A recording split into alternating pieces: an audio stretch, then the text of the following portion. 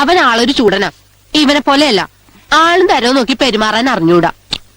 എന്ന് കരുതി ഞങ്ങളോട് ദേഷ്യമൊന്നും ഇല്ലല്ലോ അല്ലേ?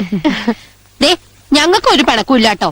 അതുകൊണ്ടല്ലേ ആഹാരം കഴിക്കാൻ നിർബന്ധിച്ചപ്പോ എങ്കി ആയിക്കോട്ടെ എന്ന് പറഞ്ഞത്. എന്തേ മതിയാക്കിയോ? ഞാൻ വളരെ കുറച്ചേ കഴിക്കാറില്ലേ. അത് കണ്ടപ്പോഴേ തോന്നി. ഇയാളും ഡയറ്റ് കൺട്രോൾ ചെയ്യുന്ന കൂട്ടത്തിലാണ് അല്ലേ? ഡെസേർട്ട് വല്ലതും, ഐസ്ക്രീമോ മറ്റോ? എനിക്കൊരു ഐസ്ക്രീം ആയിക്കോട്ടെ. വേണ്ടാന്ന് പറഞ്ഞാ ഇപ്പോഴും പിണക്കാണെന്ന് നിങ്ങൾ വിചാരിച്ചാലോ? വോയിസിന് എഫക്ട് ചെയ്യുന്നൊന്നും സാധാരണ ഞാൻ കഴിക്കാറില്ല. എന്നാലും ഇത്തരം സന്ദർഭങ്ങളിൽ കഴിക്കുന്നതുകൊണ്ട് വിരോധമില്ലെന്നാണ് എന്റെ ഒരു കാഴ്ചപ്പാട്. അങ്ങോട്ട് അങ്ങോട്ട്. ആ, അമ്മയും മോനും പേരുന്നതേ ഇത്രേ കഴിച്ചുള്ളൂ.